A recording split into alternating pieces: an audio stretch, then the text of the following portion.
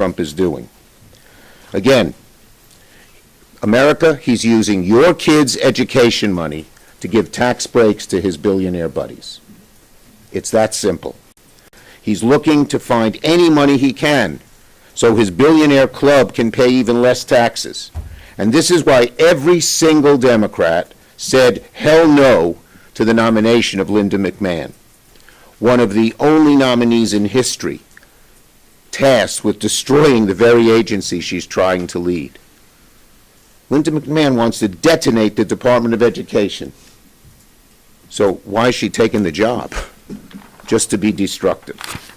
The blast radius of this order will harm nearly every child, every teacher, every family, and every community. Taking a chainsaw to the Department of Education and undermining its mission to educate our next generation would be horrible for our schools, our families, the children Secretary McMahon is supposed to serve. And don't forget, defunding education means property taxes will go up across the country, particularly in suburban districts. If you look at this chart, the states that have the most to lose if the education department is dismantled are Trump states, and particularly rural states. In rural America, there's one school in the community. You undercut it, and education just dramatically declines. The Department of Education, as I said, is a lifeline for schools across America. Without it, rural schools, many of them would vanish, and schools will crumble at the foundation. And education is the best investment for a struggling community.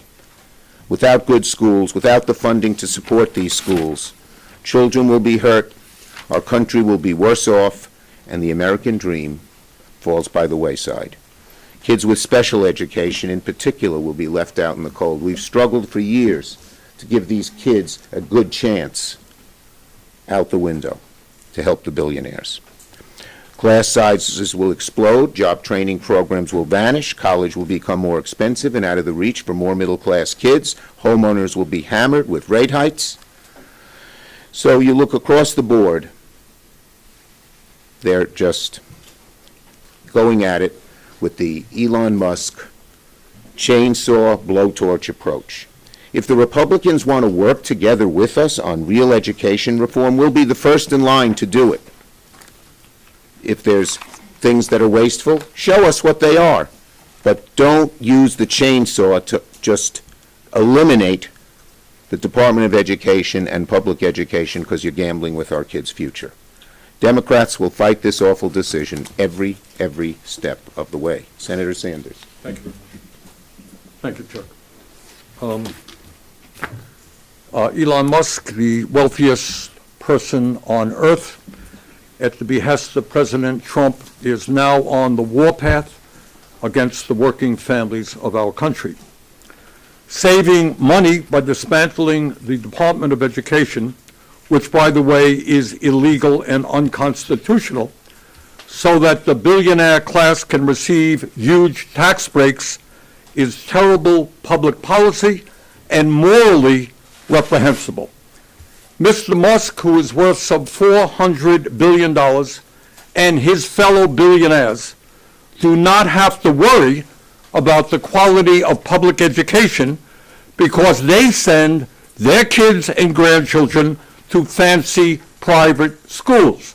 So what happens in public education is not of great concern to them. But for the working class of this country, high-quality public education is an imperative if their kids are going to do well in life. And the cutting of funding for 26 million low-income and working-class students, many of whom are in rural states like Vermont, will be a disaster. Mr. Musk and his fellow billionaires don't have to worry about the high cost of college because they can afford to get their kids into any college they want. But that is not the case for the 7 million working class families who depend on Pell Grants to get a higher education. Years ago, parents who had disabilities had no decent option as to how to do well by their kids. We have made progress in that area over the years. But if Mr. Musk gets his way, 7.5 million kids with disabilities may be unable to receive the services they need in a high-quality public education. What happens to those children? What happens to those families if those services are cut?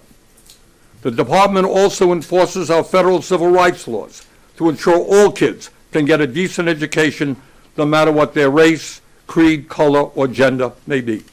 And let's be clear, if the federal government ceases to fund the educational needs of working-class communities, that will mean higher local and state taxes to fill the void. In other words, shutting down the Department of Education would be a disaster for low-income and working-class families in every state of our country. Do we need to make the Department of Education more efficient? I believe we do. Do we need to destroy it and wreak havoc for working-class families across this country? Absolutely not. And let me conclude by simply saying this. We are the wealthiest country in the history of the world. We should have the best educational system in the world. Among other reforms that we need to introduce is we need to attract the best and the brightest into teaching. Minimum salary should be $60,000 a year. We need to greatly strengthen child care, after-school summer programs. We need to invest in the mental health of our kids. We need to fully fund the Individuals with Disabilities in Education Act. Bottom line, our job is to protect low-income and working-class kids all over this country. It is not to give huge tax breaks to the billionaire class and the oligarchs. The American people must stand up and tell Trump and Musk, we must not dismantle the Department of Education. Thank you. Thank you, Bernie. Senator Murray, former chair of the Health Committee, Yeah. now ranking member of Appropriations. Thank you very much. Well, let's be clear. We may not know when, but we absolutely do know Trump is preparing to ask the Department of Education to slam every door they can in the face of our students. And let's not pretend for one single second we think he's serious about doing so while following the law, because the very premise of his plan, shuttering the Department of Education, fundamentally goes against the bipartisan laws we have passed, established, and funded. And it goes against a very basic principle in this country. We put our kids first. We do everything we can to set them up for success. That our future depends on whether our kids get the support they need to grow and thrive. And it doesn't take a former teacher to tell you how obliterating the Department of Education hurts students. I think even a preschooler could tell you this is a terrible, terrible idea. Trump and Elon Musk want to do to the Department of Education what they did to USAID. They don't care what they can legally do. They will act first and not care about the consequences. Trump's move to dismantle the Department of Education, fire the people who keep it running, and terminate funding will mean fewer teachers at our public schools. It will mean students stuck with outdated technology. It will mean less access to special education for students with disabilities, and states and schools will have to pick up the cost. It will mean no enforcement of basic education standards and no data helping us know what is working and what is not working. It will also mean more barriers keeping students out of higher education, fewer career training opportunities, fewer watchdogs protecting our students from predatory for-profit colleges and predatory student lenders, and from discrimination, harassment, and sexual assault on campus. That is all just the reality. Get ready for the disinformation now, because you can bet when they realize how painful and unpopular this is, they're going to try and pretend everything is roses. They will say, oh, this won't go away. Oh, we'll just move this somewhere else, as if we haven't already seen how they operate, with as much chaos and pain and damage as they can inflict. We know that playbook. We are seeing it everywhere. And as we saw from Trump last time, just because a program won't disappear doesn't mean it will still work. In Trump's first term, he didn't abolish public student loan forgiveness. That's also written in federal law. But he broke it so badly as he possibly could, to the point where 99% of applications were rejected. So how is that functionally any different? That's what Trump and Musk and McMahon are planning to do to the entire department. They're going to break it up into pieces and then break the pieces. Trump and Musk don't know what it's like to count on their local public school having the resources to make sure their kids get a great education. They don't know why Pell Grants are so important, and they don't care to learn why. They want to break the department, break our government, and enrich themselves. However, we are not going to let the department and the programs it supports for our kids go down without a fight. I first got into politics many years ago to save an education program. I was told I couldn't make a difference because I was just a mom in tennis shoes. Well, here's the thing. There are a heck of a lot of moms and dads in tennis shoes out there, and they do not play when it comes to their kids' future. I saved that program back then by getting moms and dads to join with me, speak up and say, wait, our kids come first. And we're going to fight for our students, for our teachers, and the schools the same way, by getting moms and dads and students too to speak up, by making clear this is not some program you play politics with. This is about our kids. And we will not let anyone, not if they are the president, not if they're the richest man in the world, put our kids' future on the chopping block. Thank you, Patty. Senator Murphy. Thanks, Chuck, for gathering us here today. So nobody wants this. Nobody in America wants the destruction of public education. The plan to eliminate the Department of Education is wildly unpopular in this country, except with a handful of people on the fringy right. So the question is, why are they doing it? Listen, I think Bernie's point is really important, right? Billionaires do not need public schools. Billionaires don't understand the magic that happens in public schools. The billionaires that are in charge of our government right now send their kids to the most elite private schools, and if every public school disappears in this country, they will still be able to get their kids an education. And it's consistent with the entire way that they are approaching the first 6 months of this administration. Billionaires don't need Medicaid. So to them, it doesn't matter if Medicaid disappears and rural hospitals close and addiction treatment centers shutter their doors, because the billionaires will still get their health care. They talk about Social Security being a Ponzi scheme. They're shutting down Social Security offices around the country because they don't need Social Security. They're billionaires. They're never going to need a Social Security check like millions of American seniors do in order to put food on the table. So the billionaire mindset is just different than ordinary average Americans. And that's why to them, public education doesn't matter. But to Senator Schumer's point, here's the other reason why.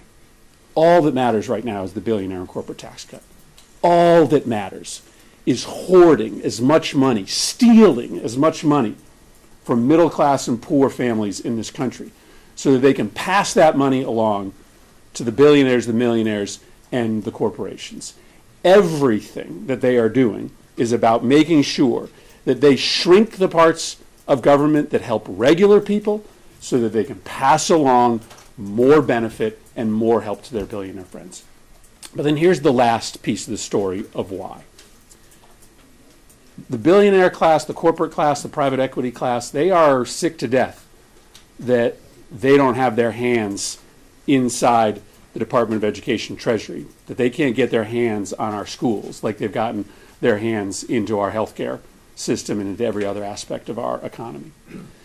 What they want to do is to sell off our public schools to the highest bidder.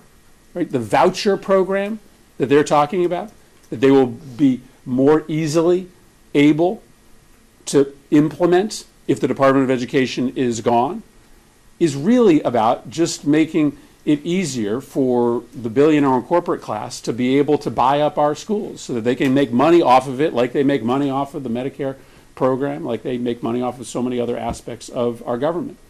So if the Department of Education closes, it's going to hurt millions of families in this country. It's just going to enable the theft of resources from regular families to pad the pockets of the billionaires.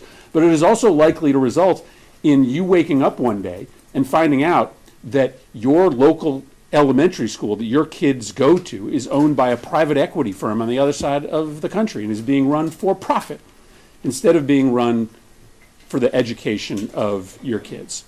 So this is deeply unpopular. Nobody wants the Department of Education eliminated, and it's really important for us to explain to the American people why it's happening. Senator Peters. Thank you, Senator. Well, this is a very personal issue for me. I'm the son of a public school teacher. I'm the product of the public schools. My children all went to the public schools as well. And as my colleagues highlighted today, the Department of Education plays a critical role in student success, from providing IDEA grants to support students with disabilities, to Perkins grants to support career and technical education, and Pell grants to make sure that Americans can go to college. Dismantling the Department of Education is also going to just absolutely open up the floodgates for this administration to privatize education, as Senator Murphy said. And funding that is taken away from public education, we know where that money is going to go. It's going to give tax breaks to billionaires. Newly appointed Secretary McMahon and Republicans in the past have tried to sell some of this program as school choice, but it's basically a voucher program, as Senator Murphy mentioned, which gives private schools private schools will then have the ability to handpick students and close their doors to everybody else. We've already seen this private school voucher program in many states, and we'll talk a little bit about Michigan, where Republicans were led by former Education Secretary Betsy DeVos, when she attempted to direct taxpayer dollars away from public schools. Vouchers in Michigan is overwhelmingly unpopular and was overwhelmingly rejected at the ballot. Republicans then in the Michigan State House later tried to slash public funds for public schools, to provide tax credits for private schools. Over $50 million diverted away in that effort, and voters once again overwhelmingly rejected that attempt just a couple years ago. Meanwhile, as Senator Murphy said as well, this is unpopular. 68% of Americans want to boost public education funding and give our kids the education and career opportunities that they deserve. That is an overwhelming majority. Under this executive order, which we don't know when will come, but will likely come soon, it would not only eliminate federal resources for public education, but would also put more power into private schools to make decisions as to who gets education and who doesn't. We all know that these private institutions are going to privatize the bottom line. The needs of students will not be at the top.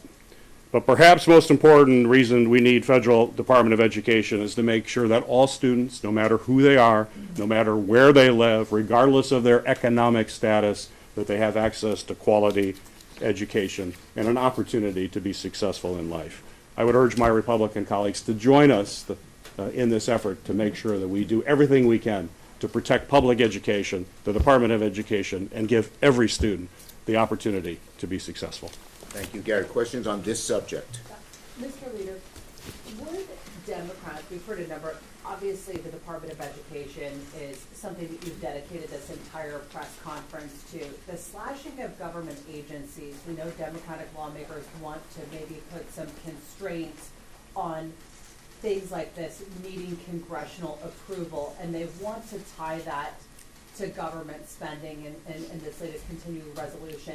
Would that be would those DOGE cuts be worth shutting down the government over, as some of your colleagues say that they would? The bottom line is Democrats are working to avoid a shutdown. If there's a shutdown, it's on the Republicans' back. They have yet given us their proposal. Yes. Leader Schumer, your Democratic constituents are hoping to hear more from their elected leaders. Obviously, Republicans are in control of the government, but can you do anything else but message on these issues? Yes.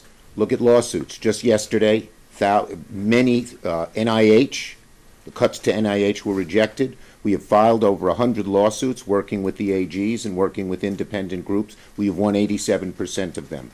We also intend to work on legislation.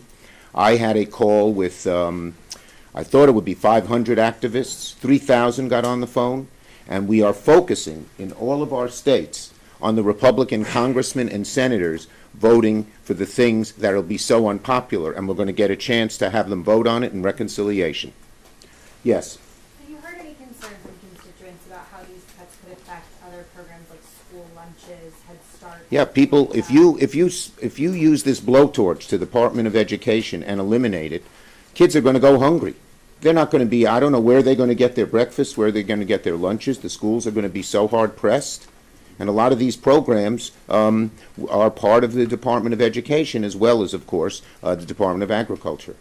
Yeah, Senator Schumer, up until yesterday, all the plans were to impound spending that had been approved by Congress and just ignore the Economic Control Act and sort of fight it out in the courts.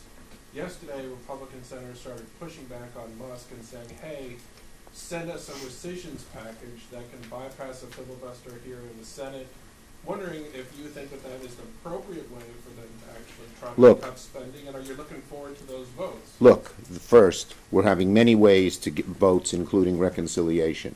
Second, these programs are so what the Trump has proposed, whether it's tariffs or Social Security or Medicaid or tax breaks for billionaires, is so unpopular with the American people that the Republicans are ducking and trying to bob and weave and say, well, maybe we're for it, maybe we're not, maybe do it this way, maybe do it that way. Just the classic example. Don't have a town hall meeting, the Republican leaders told the Republican congressmen, because they're so unpopular. Day by day, the Trump-Musk-Doge program becomes more and more unpopular with the American people. The more they see it, the less they like it. Thank you.